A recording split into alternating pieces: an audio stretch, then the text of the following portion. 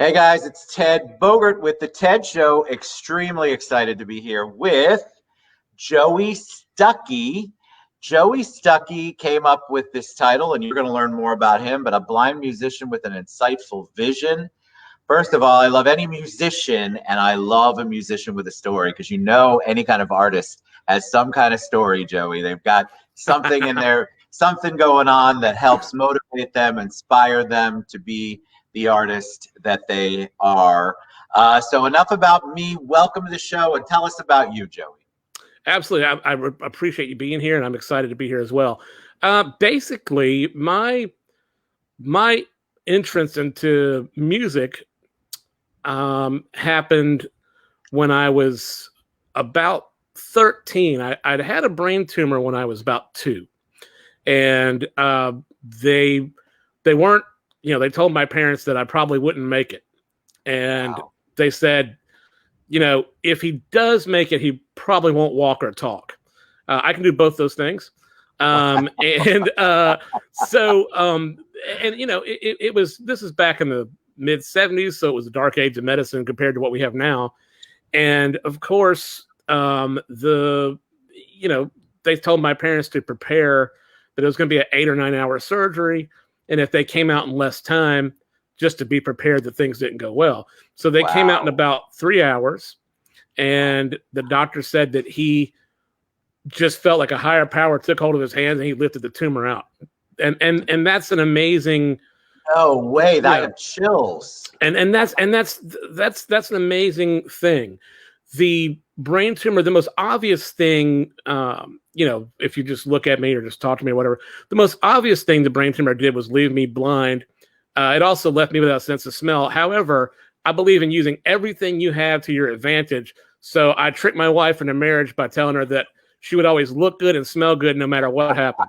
And she took it. She's like, I will take that deal.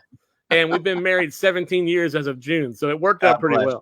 That's amazing. But the brain tumor wrecked my endocrine system. So I don't have, for example, adrenal function. I don't have thyroid. So that whole system is gone. So not only do I have the challenge of, being blind, but I also have a challenge of, not making adrenaline.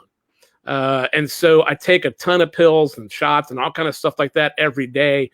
But they're not therapeutic. In other words, I'm not treating an illness. I'm just replacing things my body doesn't make. And so I have to be careful of that. So, if I want to be at work at, let's just say 9 o'clock in the morning, that means I need to get up about 6 so that I have time to get my medicine in me and feel good. And then once I'm up and running, the tricky part's just getting up and running. But once I'm up and running, I'm pretty much set. So, but I had a lot of childhood illnesses, and I really didn't think about being a musician as a living, or even a hobby as a child, because I was focused on survival. Where did the music come in? I mean, let me go back to the survival part because I will get to the music. But that must be, tell us about the journey there, because it's one thing to be a child, there's all sorts of things going on in your world as it is as a quote unquote normal type child. Yeah. You have all of these other things to deal with. What was that process like? Did you have a great support system?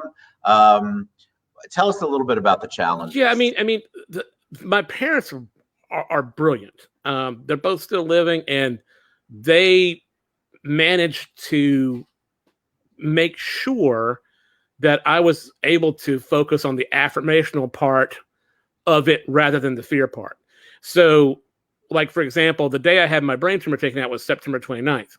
Well, they, instead of saying, this is the day we almost lost our son, this is the day you almost died, they said, no, this is the day you survived. Yeah. And so we celebrate that day every year, still do, quietly, but just celebrate the fact of surviving against the odds. And they always kept me focused on things like that. One of the reasons I'm in the music business, music was always a huge part of our home. My mom was the daughter of a Baptist preacher, so she sang a lot in the choir. My dad played country music as a hobby and always, had for years. So music was always a big part of our home, always a source of solace, always a source of comfort, always a source of joy. And it was very eclectic. I listened to everything from Mozart to the Beatles and everything in between. Hank Williams, Senior, and then Ave Maria. So it's like it was very eclectic, and this is really true. My parents were really good about explaining things to me and helping me understand the world and helping me fit in with my sighted counterparts. They didn't want me to be in a different universe or a different culture because I was blind. So I never went to a blind school or anything like that. Not that those aren't helpful or useful, but I never did it. I just sort of toughed it out in a normal school. But they did remarkable things and were very, very creative about describing the universe to me in ways that made sense. But one of the things that's really true and is just an oversight on their part was they showed me how to turn the radio on and off. But they never taught me there was a knob to change the channel. And so one day I was about 8 years old. I got to school and I heard this music and I was like, what is that? And this kid's like, it's rock and roll, man. And I was like, whoa. And I had no idea the channel would change to the rock and roll station. And that's when I turned my powers to evil and started listening to rock and roll. But no, there were a lot of challenges health-wise. A lot of fights, a lot of illnesses. And, I'm not going to say it doesn't get old to be sick all the time. It totally does. But whenever I was healthy enough to do something, we did it, traveled the world with my parents. They felt like that life and exploration of the universe around you was just as important as going to school and doing the textbooks and all that kind of stuff. So, I love the fact that the situation obviously was challenging for everyone involved, and they put this positive on it. They came from a place of gratitude, not fear. And it's not like it's not like we did not acknowledge that there was a difference, because we did. To say, oh, nothing's changed because you're blind is crazy. Right. So I like to exemplify that with a story that I like to tell. And it's my dad. Was one of the few people I know that actually used his college degree. What I mean by that is he actually did things in the realm that he got his college degree in, and so he had a degree in political science, and he was very involved in politics. So he was friends with Democrats, Republicans, Independents, anyone of a good heart, he would be friends with. So we knew everybody from Ronald Reagan, and my dad was really big in the Carter administration back in the day, and so. One day, he had been telling me about, since I was a little child, he'd been telling me about Max Cleland, who's a senator from our state and of Georgia. And Max is a Vietnam vet who lost both legs below the knee and one arm below the elbow. And so my dad, as was amazed by all the things that Max had accomplished, being a United States senator, being Secretary of State, doing all these things. And I'd heard about Max Cleland since I was little. And of course, my dad, being a properly proud father of his son, had told, oh, my son's doing this, my son's doing that, and talked about me to Max. And one day we got a chance to meet when I was in my mid-20s. And what I do is when I walk up to someone, I say, hey, I'm Joey Stuckey, nice to meet you. And I stick my hand out, and then people, without even thinking, just take my hand and shake it. So it's not awkward. I initiate the contact so that I'm not fumbling to try and find somebody's hand. Sure. But the problem was, my dad hadn't told me any of Max's story, like, hey, Max is in a wheelchair. Hey, Max didn't have, legs below the knee. So I'm standing and I stick my hand out and say, hey, it's nice to meet you. Meanwhile, Max is sitting in his wheelchair. So my dad's like, oops. So my dad very carefully guides my hand down to shake Max's hand, but guides it to the arm that is gone below the elbow. Oh. And so I'm sitting there going, What is happening? What is happening? What am I holding? I don't understand. And Max said, hey, you got a little vision problem? I'm like, yes, I do. And so the point of the story, it's kind of silly, but the point is this, we realize our limitations, but we don't define ourselves in terms of them.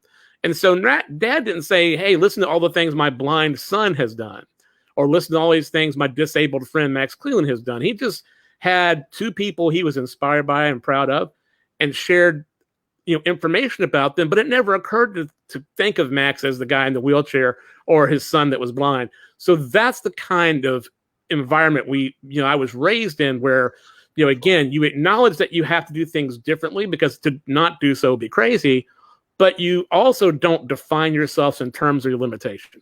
So that is like the big story. It seems like that particular approach would solve so many of our world problems. It would. I absolutely love that, because but the moment that you two had, what a pure moment. Neither of you had any preconceived notions about the other person's physical challenges. That's and right. It was so pure on your dad's part. It was just love. Love that story. It's all love. It's all love. When did you fall in love with music? When did you decide, all right, I think I can do this? I actually have. It was a weird journey, because I got really sick with pneumonia and had to stay in the house 3-4 months, just totally sick with pneumonia when I was 13. And they eventually did give me some medicine that cleared the pneumonia, but it made me start throwing up blood. I won't go too far down that rabbit hole. But it was not a good situation. But I discovered public radio. And on public radio from midnight to 3 a.m. every Saturday night, the DJ there, and this is back when I lived in Jacksonville, Florida, and the DJ there was named Rob Thomas. And he played old radio shows from like the 50s and 60s. So he played The Lone Ranger, The Shadow, War of the Worlds, all these old time radio shows. And I was amazed at this new form of media, because while I watch TV, quote unquote, obviously I'm not seeing it because I am totally blind, but I listen to TV and I can follow along with about 80% of what's going on. Just by dialogue and music, and the love scenes and the car chases are kind of boring, but otherwise it's fine. And if I have a question, I very quietly lean over to someone and go, "Hey, what just happened?"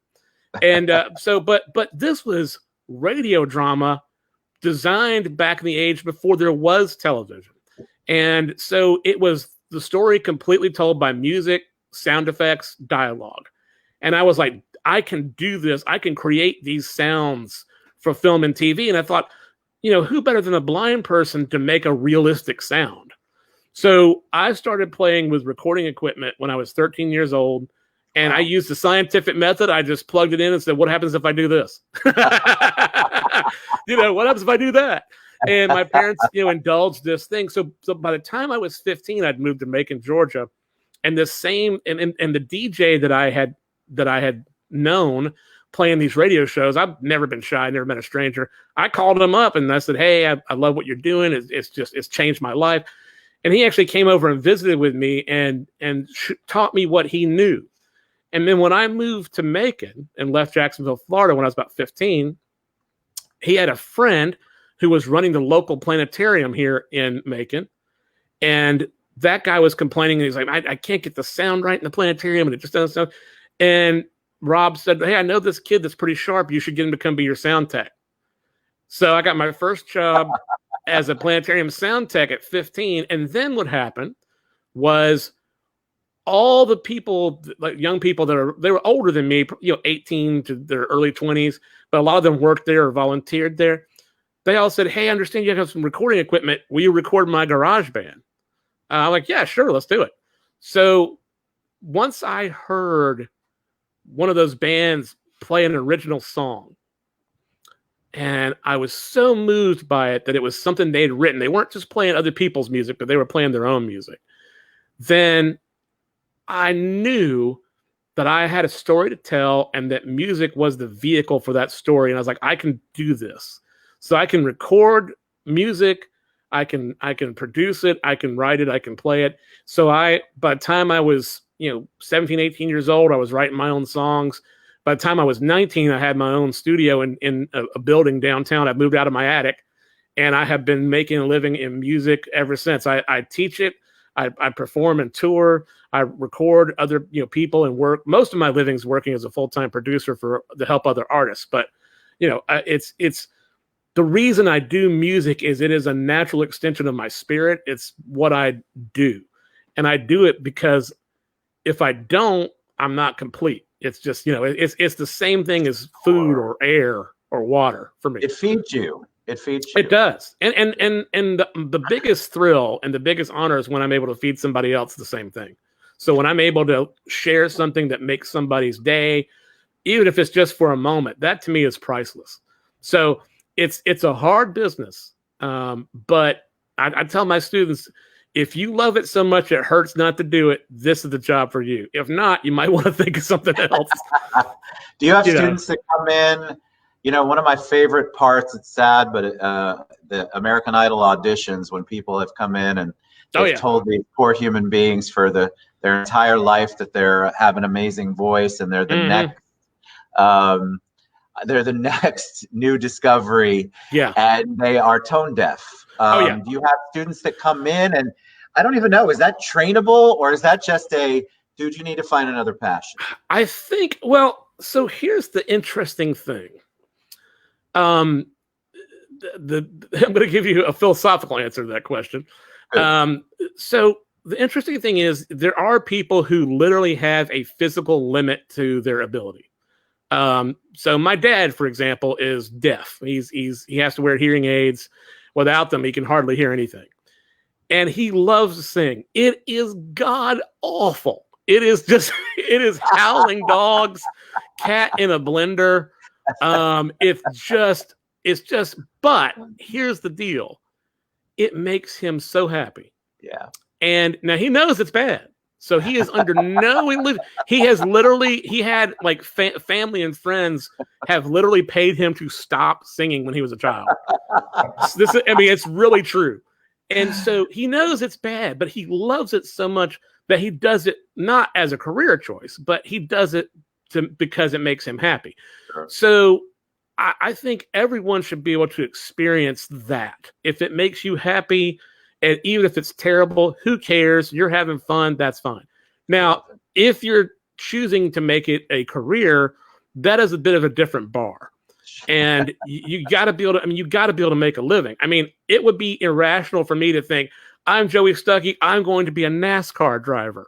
Even though it's an oval, how hard can it be? It would be, I just am not equipped to do it. I'm just, I can't, there are just certain things I can't do. You don't want a blind man to come paint your house. it might be a conversation piece, but it's not going to be pretty. It's just not. So I think when it comes to like kids, I say kids, but it comes to people that are young and are starting out their life. They have their whole life ahead of them. They're starting out. I think the best thing to do is never lie, but never crush their dreams. And if you give them a good education and you give them all the tools that you're able to give, at some point, they will, most of them, not all of them, but most of them will come to understand that it's not for them. So but I'm not harsh. I'm never like, you suck. I don't do that. But I never would lie. And I would say, well, my method is this. Here are the things that I'm happy about with your performance. Here are the things we need to work on. Oh, I like that. And then, at some point, most people will realize they can't do it. There are still many people that are self-deluded that, come into my studio all the time that really shouldn't be spending the money. And, but got to eat. It's not my job to say, hey, this is terrible. It's my job to make them the best they can be. I am not a big proponent of things like auto-tune and things like that, trying to make people sound like they can sing when they can't. I don't really believe in that philosophy. I don't really like that method of recording in general. If you've got one or two notes that need just a little correction, and the choice is bring the artist off the road and cost them thousands and thousands of dollars to fix two little notes, or to do it by the computer, fix it. Fix it with the computer and move on down the road. I'm so glad you brought that up, because I'll share, the inside of trying to have guests on the show.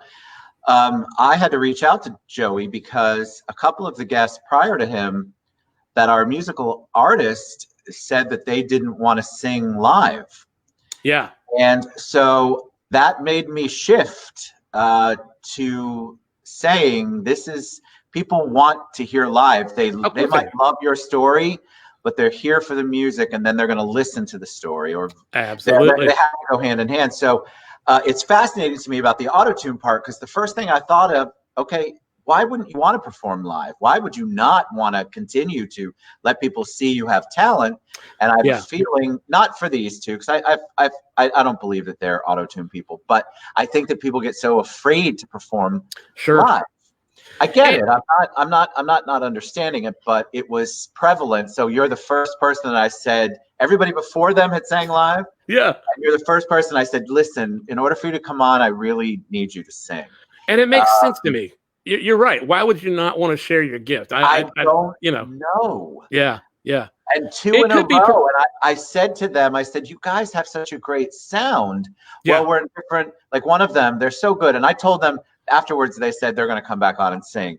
I think people are afraid of this platform sometimes. They're afraid of the unknown. And so they're like, shoot, there's nothing here but me and the music. Yeah. What is happening? And so it's a fearful kind of thing. So I have to ask you, tell me where you get the inspiration for your songs. Are you, the song that you're going to perform today, did you write it? Where did it come from? Tell us a little bit about your musical process. So I have, I can play one or two songs today. It's totally your call. I'm totally flexible. The two that I decided on was, I am the official music ambassador for my hometown of Macon, Georgia. So I do a lot of talking. Little Richard's from here. Otis Redding is from here. The Allman Brothers and a lot of the great Southern rock bands spent a lot of time here and eventually moved here. So we were the Southern rock mecca kind of in the 70s. And we've had a lot of really interesting musical history all the way back to Cindy Lanier, who was a great poet and musician, back in the way back days. And like Jason Aldean, who's a country music star right now, he's from here. So there's something in the water up here. I'm not sure. There's just something in this town. There's a lot of fantastic music. And so one of the songs I'm going to perform today is Georgia on My Mind, because it's a classic. And it was really made famous by another blind guy, Ray Charles. So gotta pay a little homage to him. So that's one thing. But I also have a song called Truth is a Misty Mountain that I was going to play for you if there was time.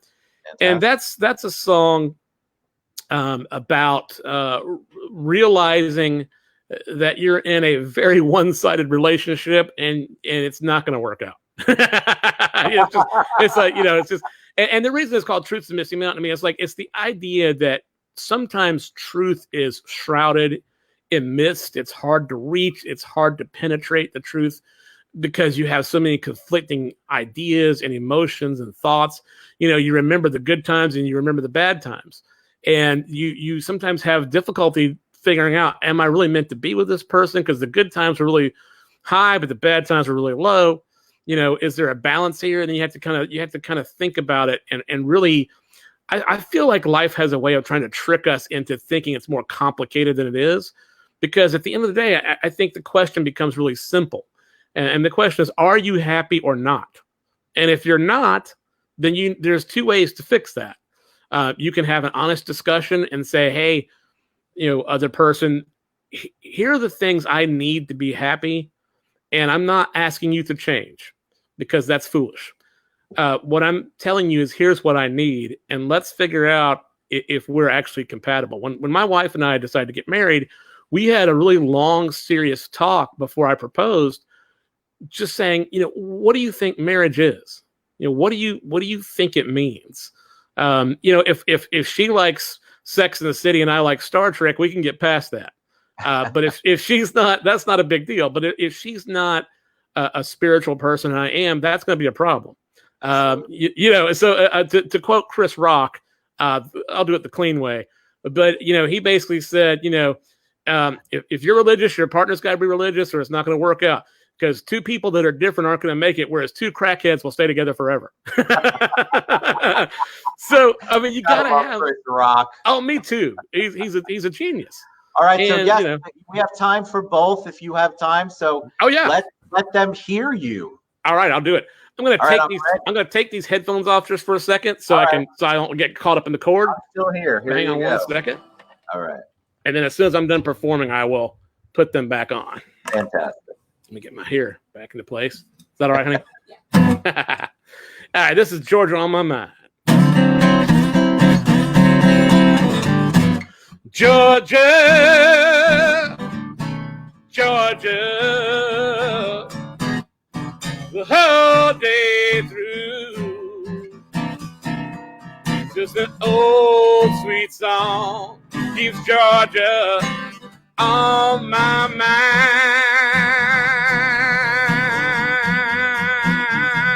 I'm talking about Georgia, yeah, Georgia. The sound of you, whoa, whoa, whoa, come as sweet and clear as moonlight through the pine. Yeah, yeah, now other arms reach out to me, and other eyes smile tenderly, and still in peaceful dreams I see the road leads back to you. Georgia, Georgia, the peace I find. Just an old sweet song keeps Georgia on my mind. Yeah, yeah, now other arms reach out to me, and other eyes smile tenderly. Still in peaceful dreams I see the road leads back to you. Georgia, Georgia, no peace I find. Just an old sweet song keeps Georgia on my mind.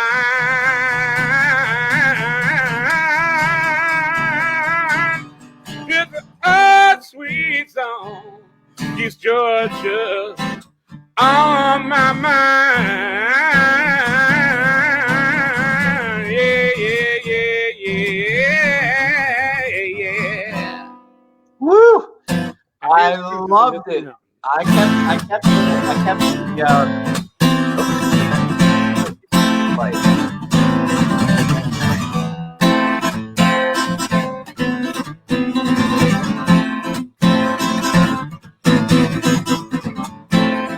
I climbed a mountain in search of the sun, yeah. The summit I reached, finding nothing except rain. Falling into despair, dark as midnight's touch, singing, I ain't call your name in someone else's voice. I'm falling down now, yeah. What's gonna do when our country mountains crumble so well, you? My soul is dead, thanks to demons in your pretty head.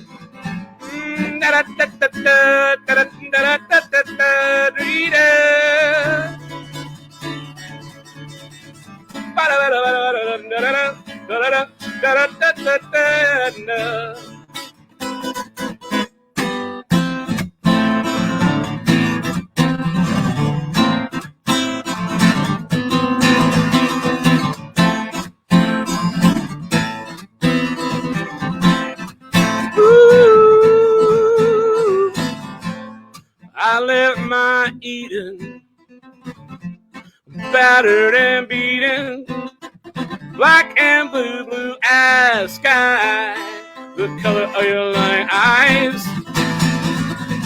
I'm falling down now, yeah. What you gonna do in our country? Mountains crumble, so will you. My soul is dead, thanks to demons in your pretty head. Oh, yeah,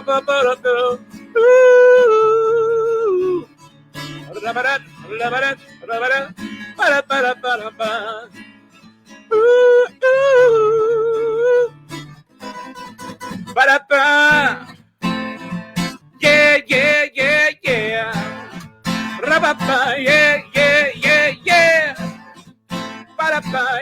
Yeah, yeah, yeah, yeah. And that's the end of that one. All right, putting the headphones back on so I can hear you. All right, I can hear you again. Absolutely awesome. Lots of goosebumps. People made comments. Oh, fantastic. I really appreciate that. I have to say, I was not expecting the second song. In my break, because I don't do a lot of research, right? I didn't. That's the way to do it, my friend. I thought maybe, we did Georgia on My Mind, and I didn't know what to expect. I loved it. It was very, it was more upbeat. Yeah, absolutely. I loved that. And what was the name of that song so people know? That one's called Truth is a Misty Mountain. And, it's been a fan favorite. I mean, I've been playing it live for a million years. And we finally, I kept saying to myself, why have I not recorded this song? What is wrong with me? And finally, we were on tour in 2018, and we were in Memphis, Tennessee. And I said, listen, we got a day off. I don't like those. So let's go work. And I told the band, I said, let's go in to Sun Studio, which is the place where Elvis and Roy Orbison, Johnny Cash, Jerry Lee Lewis did all these great records in the 50s and 60s. And let's just go record, our sound, like how we sound right now. And so we went in, and, you can only book 3 hours at a time there because it's mostly a museum. And they were using all the same equipment from, the 60s. And I stood on the same little X marks the spot, little tape mark on the floor where Elvis, stood and sang. It's amazing. And it was a blast. And we just recorded, just for fun, we recorded our set. And so we did this whole, I don't know, it was 10, 12 songs in 3 hours. And that includes setup time and everything. And so then I brought it home, and I thought it was kind of just going to be a souvenir. And I was like, this is pretty good. And we should make a record out of this thing. So I realized now that it was the universe did its thing. I recorded it when I was supposed to record it. It turned out the way I wanted it. It's a little bit longer because there's a guitar solo in there, which I omitted. But it really turned out well. And it's on an album called In the Shadow of the Sun. My studio is called Shadow Sound Studio. And the Sun Studio, of course, is Sun Studio. So it's sort of an homage to those two things. So that's In the Shadow of the Sun. And I think it's got some of my best work on there. Beautiful. All right. How do people reach you, Joey? How can they listen to your music? How can they purchase your music if they want? How can they best reach out to the one and only Joey Stuckey? The best way is to go to joeystuckey.com, JoeyStuckey.com. There's a little place in there called the Fan Zone. And the Fan Zone has a lot of ways for you to sign up for my email list, track where we're performing, which is not many places right now because of COVID. Yeah. Also, you can get some free music. So there's some free music on there for you. And that's a really cool place to experience things. I am on all the platforms where you expect independent music: iTunes, Amazon, Spotify, all that kind of stuff. But again, my website has all the information you want. But do reach out, because I'm always glad to get emails from folks. I'm always glad to speak at different events. And I love talking to people on social media. So just reach. I've got Twitter, Facebook, Instagram, all that good stuff. Fantastic. Man, you're a joy. What an inspiration. Thank you so much for what you're giving back, giving to the world. I love it. And I want people to reach out. Guys, we have Joey's website is scrolling across the bottom there, joeystuckey.com. Guys, reach out to him. That was beautiful. Thank you to you and your beautiful wife for taking time out. Appreciate it very much. Thanks, Ted. I appreciate it, brother. I'll be in touch. All right, brother. Thank you guys so much. Reach out to the one and only Joey Stuckey. See you guys later.